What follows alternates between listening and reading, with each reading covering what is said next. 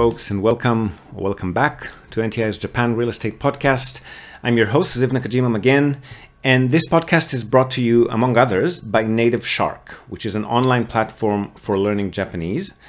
And what Native Shark do is they make learning Japanese really, really simple. You log in, you click a button that says Study Now, and the platform then shows you exactly what you need to learn next based on your previous progress.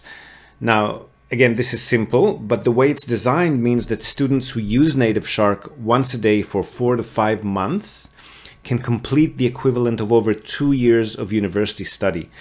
And this is not just them patting themselves on the back. Now that Native Shark's been in business for over a year, the results are in. So this is exactly what people are saying. Just looking at a couple of posts in their community forums, and the student community, by the way, is one of the best things about the platform. So one person's writing, most productive year I've had learning Japanese. And then another one says, I've started learning over a year ago with all of these other platforms, and what I learned there is only a fraction of what I've learned on Native Shark in just 3 months. And then yet another one goes, in my mind, my study timeline only started with Native Shark because that's when I really started learning consistently, and on and on. So yeah, the proof's in the pudding. It's definitely the best online course out there. And since you've heard about it here on the podcast, you also get an extra little bonus.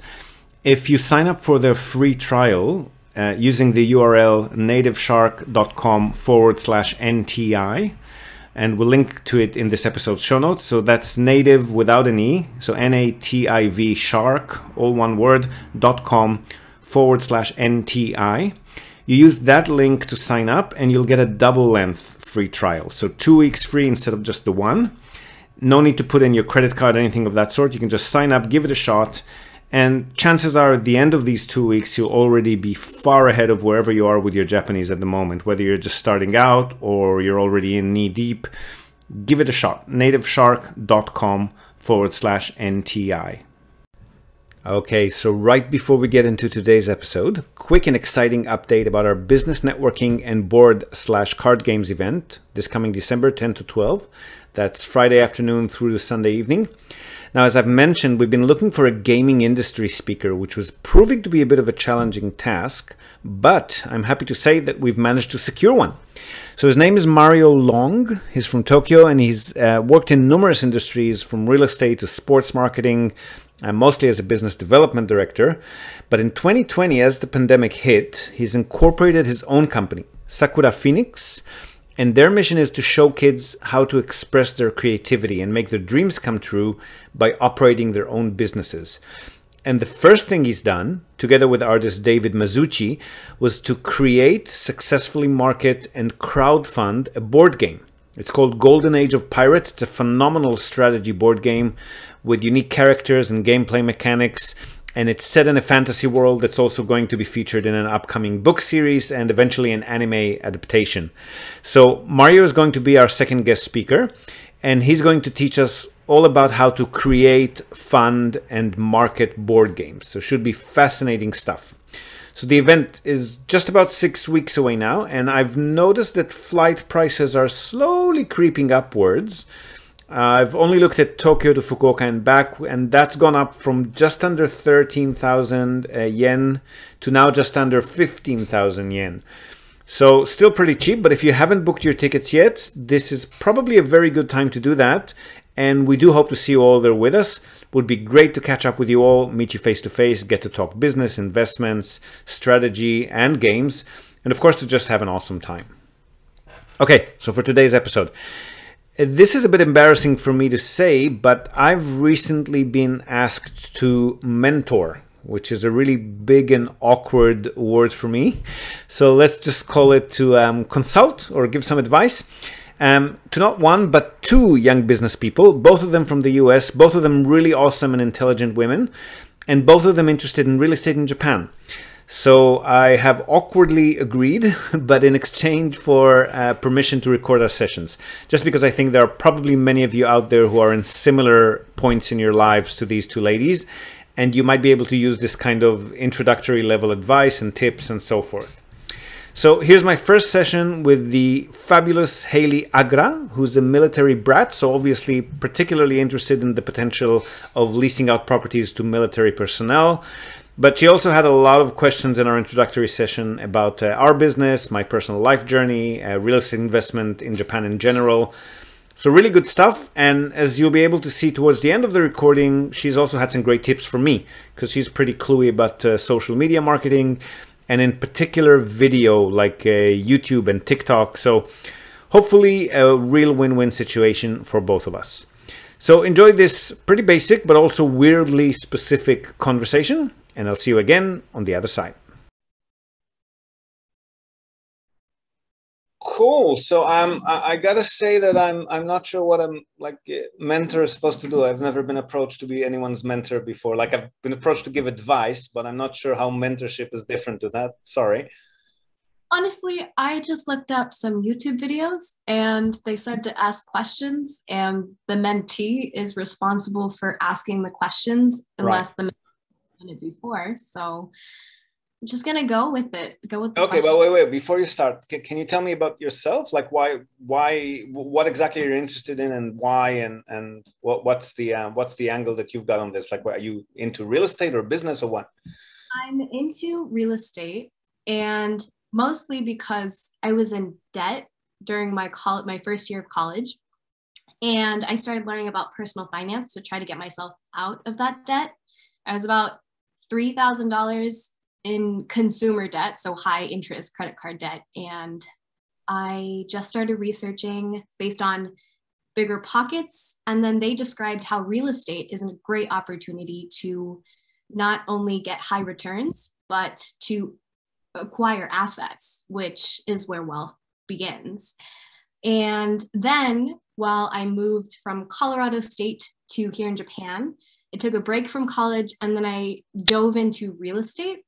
And then I got interested in real estate in Japan. And that's where Nippon Tradings International came up. And that's where I found you. Okay. So that was around 2019. And ever since then, I got a job on base. I hated it. I don't like the hierarchy of the military, but I love the military community. And I realized is that how you ended up in Japan via the military? Yes, my father works.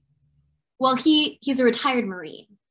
So, and then he got a civilian job on a base in Gotemba in Shizuoka. Yeah.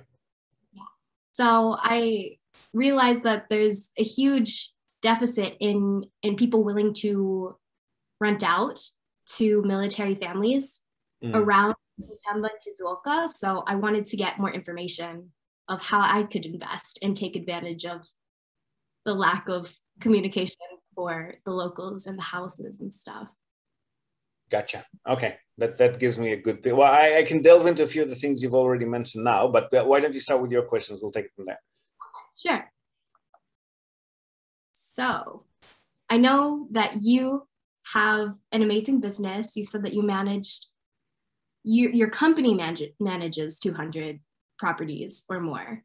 And then How many do you own? We own, well, we sold a few of them to buy our home. So when we started, when we were still renting, we had about 12 investment properties, small little condos. Okay. And then we sold about 5 or maybe 4 of them, between 4 and 6, I can't remember, to buy the office that we've got now and the house that we live in. Very nice. And then we we kind of like put a little bit of money aside, and then whenever a really attractive deal comes on, instead of like floating it to customers, we might grab it for ourselves kind of thing. But obviously we can't buy everything that we see. So yeah, we expand slowly. You and Chikako, you guys are both partners in your company, and you speak 4 languages: Japanese, English, Hebrew, and Arabic. A little bit of Arabic. I wouldn't call it really speaking, but yeah. That's impressive. And Chikako also speaks a number of languages. How did you guys meet, if you don't mind me asking? We met virtually first online. I was looking to get into some kind of business in Japan for all kinds of reasons. And she was working for a few companies and she gained a lot of international experience. So she wanted to have our own international business and deal with foreign clientele or foreign partners and so forth. So we kind of connected on that. And then we met for the first time physically in Thailand when we were both on a kind of holiday. Yeah. And then, yeah, and then we kind of like beyond the business, we also got involved personally. And then she came to live with me in Australia for a couple of years. And then we moved to Japan. So that was about 10 years ago now. Wow. Okay. So you're from Australia. I was born and bred in Israel, and then I moved to Australia in my late 20s. Okay. So my half New Zealander boyfriend, he grew up in New Zealand. So Cool. Australia is definitely a place I want to visit. And don't tell him that, like, don't mix Australia and New Zealand in the same sentence when you speak to him, though. He might not be very happy with that. Yeah, I had no idea that they were so different until I started Very dating. different. Yeah, they're so different. So my hopes to learn during the time that we spend together is just a broader perspective and possibly some guidance on how I, as a foreign individual who doesn't have Japanese nationality, could invest in Japanese real estate. Because I could get married and go through that kind of, it would definitely make it easier. But just for loans. Yeah, for loans. Well, if you're buying in cash, it doesn't really matter if you're a national or not. Right. And I mean, it is very feasible to buy in cash in Japan. It's a very affordable market. Right. So if I found a loan in America and I use that cash, that would probably be feasible. But I think... Yeah, except that usually other countries are not going to let you borrow money under mortgage terms for purchases overseas. So you might be able to get a personal loan or like a business credit line or a business loan that's not really related to a property. But then the terms are not going to be nearly as attractive as a mortgage in most cases. Right. That's why I'm thinking of... So have you ever had a partnership where someone is in one country and someone's in Japan and they go through the Japanese loan together and then they have a contract between each other to divide the asset equally? So we've got some cases where people have a business that they've set up in Japan. So one partner would be living overseas, the other one would be a Japanese national or a permanent resident. Yeah. And then you can borrow under that company name. We haven't had that with individual partnerships, but you can then borrow under that company name as long as the Japanese partner is going to be co-signatory to the loan. Okay. But in the cases where we've been privy to that, that's usually because they actually both wanted to purchase the product. That was their business plan, to purchase property together under the company name. So it wasn't like the Japanese party doing a kind of favor to the foreign party and cementing it with a contract. It was an actual business venture. Do you think there would be some complications, one versus the other? Just a personal relationship kind of thing, like depending if they're on the same page as far as their business goals go. And I mean, I don't know. It's possible if you really get along, it's possible that you would be able to perhaps do that with just a personal contract between you. Yeah. But then you'd really want to cover all of your bases, and I would probably do it with a lawyer, not just between me and him kind of thing. Right. Yeah. That's what I was thinking. It's like a prenup, but for assets. Kind of, yeah. And how did you have this idea of real estate? Was it your first choice? Well, that's when I first started looking at any kind of business interest in Japan. Real estate was the only thing that I was really experienced with. I mean, I've run a couple of small companies just buying and selling stuff. But as far as investment, I had some funds that I wanted to actually invest in a more passive kind of way, not actually be running a business. Right. And then real estate was the only thing that I was really experienced with coming from Australia. So I sort of started looking into that. And then it was pretty easy to see what the attraction of Japan, like what the advantages and disadvantages of real estate in Japan as opposed to other countries was. Yeah. So I just went with that. Yeah. Could you describe a few of those pros and cons of Japanese real estate versus other countries? Sure. So like, for example, what you were talking about that you've been learning on, you mentioned bigger pockets, but there are, heaps of resources out there for people interested in real estate. So one of the things that you've mentioned, and that's a pretty common factor, and when you talk about property overseas, is that there's an underlying asset, and the asset has some value. And that's one of the cons of Japan, is that's not necessarily going to be the case. Like assets here, they might retain their values, or they might, have slight increases, but it's definitely not a guarantee that the asset will be gaining in value. Yeah. And oftentimes, depending on the type of asset and where it's located and how old the structure is, but often they could also be losing value by the time you resell them. Yeah. So that's one kind of, not a myth, but it's one kind of preconception that people should probably just evaluate before they decide to invest here. Right.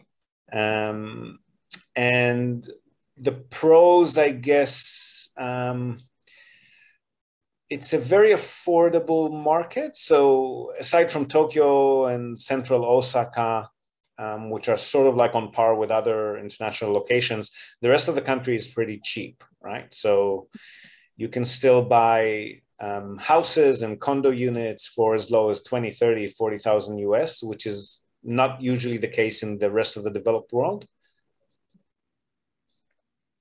So your same sort of budget that would maybe get you one property overseas can get you 5 or 6 or 7 of them here.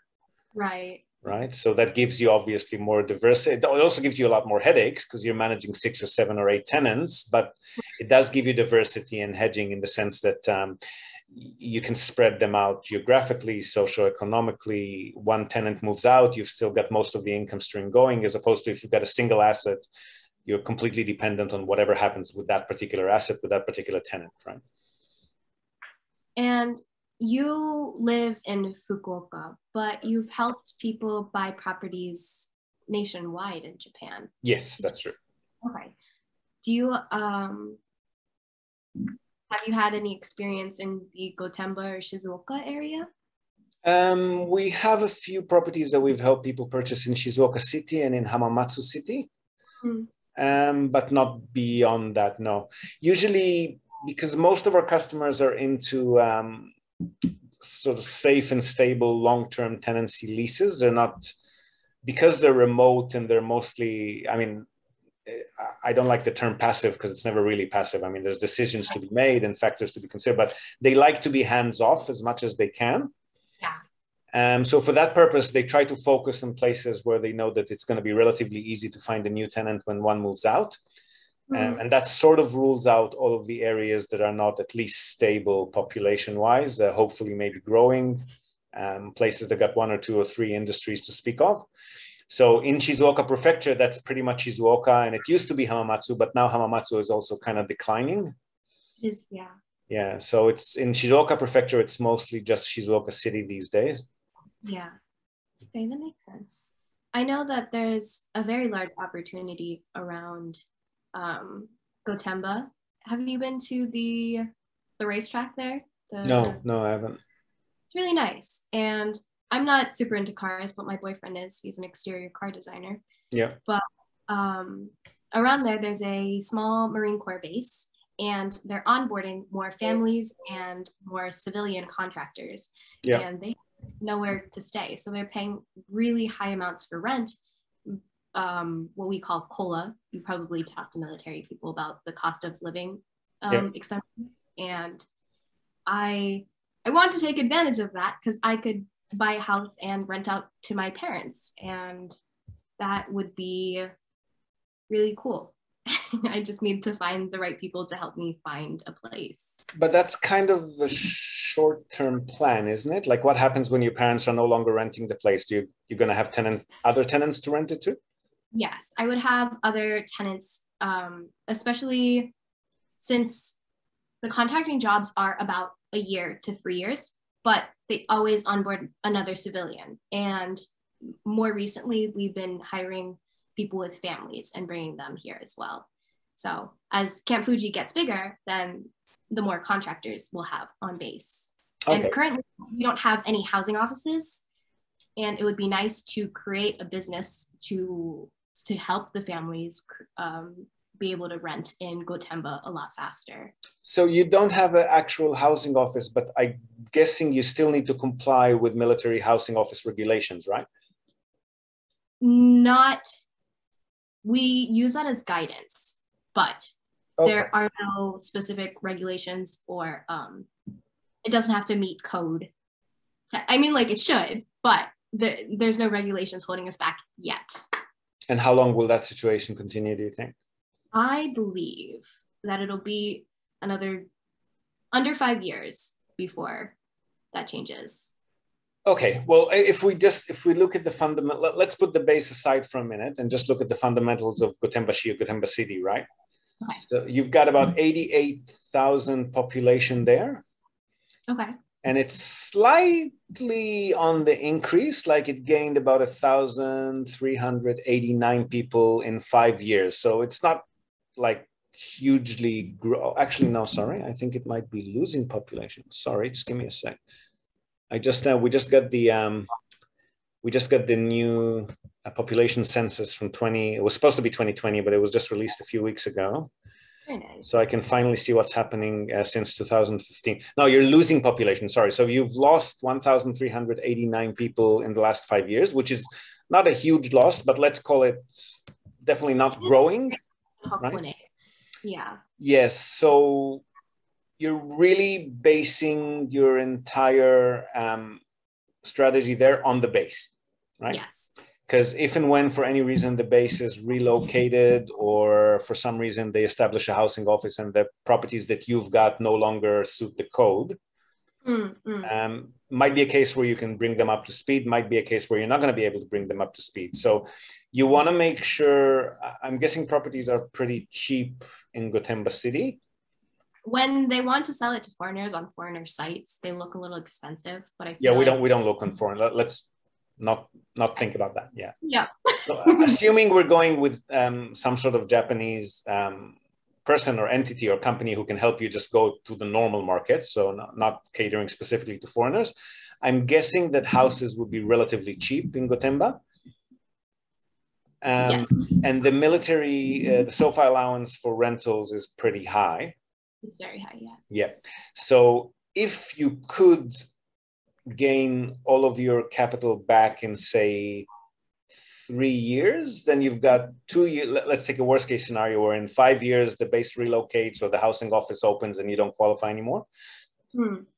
So let's just take a worst case scenario and assume that maybe in 5 years' time, you're not going to be able to do the same thing anymore. So you want to cover your investment in maybe 3 years tops so that you've got at least 2 years of profit before your property becomes kind of useless. Or yeah. Yeah, that makes sense. Because that's the thing with Japan, like with places that are losing population and dying out, the property value can decline pretty rapidly. So we want to make sure that we've covered our investment before that. Right. With the declining popularity of Gotemba, I feel like America might take advantage of that and increase the size of their base, which would need more workers. Yep. I'm not sure if create on-base housing. I don't see that ever happening. So it would definitely be a necessity for them to have. Yeah, no, I meant population, like actual people living there, not how popular it is, but how many people are actually living in that area. Right. Yeah. So if you're only catering to military personnel, and the only people that would rent in that area are military personnel because everybody else is farmers and they own their own property kind of thing, then you really want to make sure that even when the housing office is properly established, that you're still up to code. Right. So I would probably, from the get-go, I would probably aim for properties that are either already compliant with the code or are at least not going to be too costly to bring up to the code, right?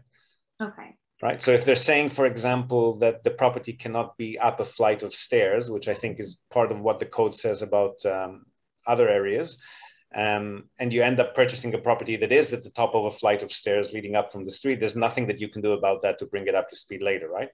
Right. But if they're talking about widening a door or installing a few more electrical outlets, then that's not a big deal. Right. So I would probably look at what the code says just to make sure that you're not too far from it, because it might be enforced at some point in the near future. Okay. Yeah, look at Yokota. I do believe I could rent short term towards people who are car enthusiasts because it's a really close drive to the Fuji Speedway. So again, I'm not an expert on housing office codes, but I think that the lease that they force, let's say you're a normal Japanese landlord and you're working with a normal Japanese property management company and you want to rent out to a military personnel. Yeah. So the lease that you'll be able to use is not your typical Japanese long-term tenancy lease. It has to allow a provision in it for giving a few weeks notice and for the tenant to be able to move out without any penalty because they might get restationed overseas suddenly or move to another base or what have you. So it's not your typical tenancy lease that you'd be using in Japan. Okay. And I'm not sure. The thing is, if at any point the code is enforced, then anybody that you've got there who's not on a lease that satisfies it will not get their SOFA allowance for that property. So they would have to move out, right? Yeah. Yeah. So we want to make sure, again, check with whatever the normal housing office regulations would say in other bases, but make sure that your tenancy lease as well is or at least as close as possible to compliant. Yeah. Tenancy leases are not as big a deal as renovation. You can always just draw a new lease if the tenant's happy and you're happy with it. Right. But just keep it in mind. That's great. Great information. So last question, because you have 4 minutes until... Yes, thank you for noticing that because I haven't. Why did you decide to meet with me? Or why did you say okay? I don't know. I like to talk about real estate, I guess. But actually, after you first sent me a message and I mean, I like to give advice and I like the sound of my own voice kind of thing. But I also, I've noticed that you're really good with video, YouTube and TikTok and that sort of thing. And that's probably something that's missing from our social media presence. So if we could generate any sort of video content, because I'm good with audio and I'm good with writing, like written word, but I have no idea what to do with video. So I can definitely do that. Yeah. Yeah. I don't mind being on video, but then I don't know what to actually like. What's a good looking video file? What would gain traction? What were people enjoying to watch? I have no idea about that. So I know that you have the value and the content that would be really, I guess, viral content that you can create. It's just like really pushing it down into 30 seconds or less, which is kind of difficult, but really fun. Like you can create a story, you can create something to hook your audience and get them more interested about your business. And I think within 2 or 3 months, I just started talking about how to open up a retirement account and invest in stocks for Japan. And I gained over 5,000 followers on TikTok in that short time, which is insane. And you're doing it in English too, right? Because TikTok is location centric. So the people who actually log into TikTok mostly see Japan. I know that my son just keeps watching Japanese videos. So how would people actually find you in English? Oh, they see my location, but they understand, like, they have this caption generating software within TikTok, and they notice that I'm speaking English. So they push it out to people who only look at English things. Oh, so TikTok does that for you. Okay, I didn't know that. Okay, that makes sense. Yeah, so I'd love to talk more about that, but you gotta go. Yes, I do. Sorry. So are we gonna do this every 2 weeks? Is that okay for you? Yes, absolutely fine. Perfect. Thank you. So if you can draw up more questions, I'll be happy to answer them next week and next time we speak. Yep. Have a good day. You too. Thanks for your time. Thank you. Bye. Bye. All right. So that was the fabulous Haley Agra. And as you can see, she was a lot of fun to talk to. I'm sure we'll have more sessions to share with you in the near future. And if you too have any questions related to any of the topics that we regularly discuss here on the podcast or on the YouTube channel, don't be shy to reach out. You can come on the show and have a chat, or you can just send in your questions if you're too shy to do that. And I'll always be more than happy to answer them for you. Just let's not call it mentoring. I'm still not sure I'm comfortable with that word. Let's just call it talking shop. And again, 10 to 12 December, we'll link to the business networking and board gaming event page in this episode's show notes. We've got our speakers lined up, our menu lined up. For those of you going for the full room and board experience, as you well should, and I'll share some info about our gourmet chef in the next few weeks. But we've also got discounted tickets if you just want to come in for a day or two with or without the meals provided. Just make sure you book soon, especially if you're coming in with one of the budget airlines, because again, it does look like ticket prices are slowly inching upwards. Now, before we go, we're also, as always, going to tell you and also link to our other sponsor's website. That's Hiroshi Shimizu, immigration lawyer and administrative scrivener. If you're thinking about moving here on a more permanent basis, or you're already in Japan on some sort of a temporary visa and you want to switch to a longer term or permanent one, or if you're considering setting up a local company or a branch office of a foreign company and you've got any sort of business or visa related inquiries, or even if you just want to find out what your options are on any of these topics, feel free to contact Hiroshi Shimizu. You can find him at japanimmigrationexperts.com, and he can help you set up a company, apply for any kind of visa, or just provide you with the best advice and extremely affordable consultation related to these topics. And he's already done that for many of our listeners. So feel free to reach out to him. Again, that's japanimmigrationexperts.com, and you'll be well on your way. And that's it from us for today, folks. Hope you've enjoyed this episode of the Japan Real Estate Podcast. Do share it with your networks, and please let us know what you think. So leave us a short rating or review on the iTunes Store, on Spotify, or just drop us a line in the comment section of wherever you might have found this episode. We love hearing from you. Hope to have you with us again next time, and until then, have a great day or night ahead. Yoroshiku.